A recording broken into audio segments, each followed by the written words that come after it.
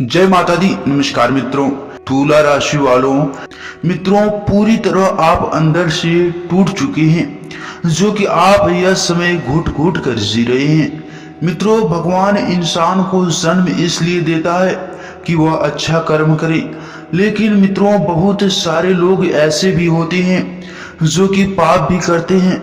मित्रों, ऐसे लोगों में से आप नहीं है।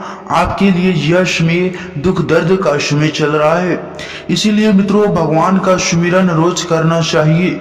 उसका महत्व सर्वकालिका है, किंतु लोग परमात्मा को दुख में ही याद करते हैं। इसका प्रचलन कुछ ज्यादा है।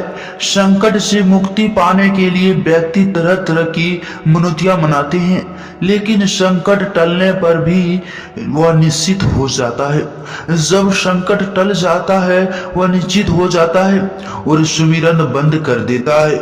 वह सुमिरन को संकट मोचन की तरह प्रयोग करता है। कबीर ने भी कहा है, दुख में सुमिरन सब करे, सुख में करे ना कोई। जो सुख में करे सुमिरन तो उसको दुख आए ही नहीं। मित्रों, जो दुख में सुमिरन करता है वह सुख में छोड़ देता है, और जो सुख में सुमिरन करता है उसको कभी दुख नहीं आता है। इसीलिए सुख में भी अपने अभिष्ट एवं आराध्य देव का सुमिरन करते रहना चाहिए।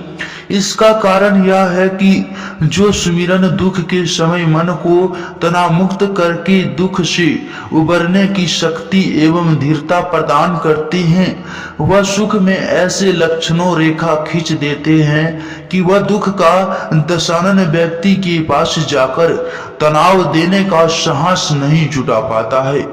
आठों प्रहर हर तरफ सुख ही सुख छाया रहता है। आदि सुख मनुष्य की तमाम मुक्त दशा का नाम है, तो दुख तवानुक्य दशा की संज्ञा है। इस तहत सुमिरन तनाव से मुक्ति का एक सरल और सहज साधन है। सुमिरन काल में मनुष्य की स्थिति उस तनाव मुक्त पूर्णतया निश्चित एवं प्रसन्नचित बालक के समान होते हैं, जो आसन भय या संकट से बचने के लिए अपने पिता की गोद में जा बैठता है। मित्रों, हमने स्वयं ही अपने जीवन में विकारों का जन्म दिया है, इसीलिए हमें ही इनका नाश करना है। परिणाम पर दृष्टि न रखना और सुखद अनुभूति को ही जीवन मानना साधक का लक्षण नहीं है। जीवन में सुख के प्रलोभनों से ही तो दुख का भय रहता। इस प्रकार यह कह सकते हैं कि सुख के भोगी को भी अंत में दुख भी भोगना पड़ता है। सुमिरन अपने इष्ट का प्रेम पूर्वक स्मरण करने से विकारों का नशा उसी तरह होता है जैसे सुगंध के व्याप्त होने से तमाम तरह की गंध दुर्गंध बिना भगाए ही तिरोहित हो जाती है। तो उससे पहले मित्रों, जो भी भगवान भोलेनाथ के भक्त हैं, वीडियो को लाइक करके कमेंट बॉक्स में जय भोलेनाथ का नारा लगाएगा, भगवान भोलेनाथ और गुरु जी का सीधा आशीर्वाद प्राप्त करेगा। और चैनल पर पहली बार आए हैं तो चैनल को सब्सक्राइब करके बेल आइकन को प्रेस कर दें, ताकि मित्रों आपकी राशि और जीवन से जुड़ी सभी जानकारियां सबसे पहले आप तक पहुंच सके, जिन्हें आप देखकर अपने जीवन के उत्तम सुखों के लाभ ले सके। मित्रों, एक मनोविज्ञान समस्या हमेशा एक अपूर्ण स्थिति होती है और इसे केवल मनोविज्ञान साधनों द्वारा हल किया जा सकता है। भले ही सब कुछ वास्तव में काम करता है, लेकिन अपने अंदर काम नहीं करता है, फिर भी स्थिति अधूरी रहेगी। कुछ मामले में केवल एक मनोचिकित्सा आपकी मदद कर सकता है, क्योंकि एक व्यक्ति अक्सर अपने अवचेतन के संकेतों को स्वतंत्र रूप से पहचान नहीं सकता है। कभी कभी इसमें लंबा समय लग जाता है। इसीलिए मैं आशंका के नहीं कर सकता कि आप अपने भीतर वैश्विक संघर्षों की तलाश करें, लेकिन आपको अधूरी परिस्थितियों पर नजर रखने की कोशिश करनी चाहिए, जो हर दिन अपने भीतर लटकी रहती है, और कल के लिए जाने के बिना उन्हें हल करने का प्रयास करें।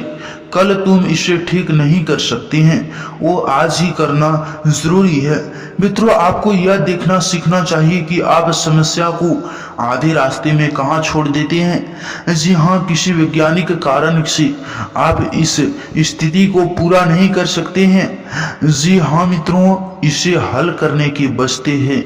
यदि इस दर्दनाक रतनिया को अपने द्वारा कभी महसूस नहीं किया जाता है तो आप लगातार अपने लिए नई और नई मनोविज्ञान समस्या पैदा करेंगे और आपको हर दूसरे दिन एक चिकित्सा के पास जाना होगा।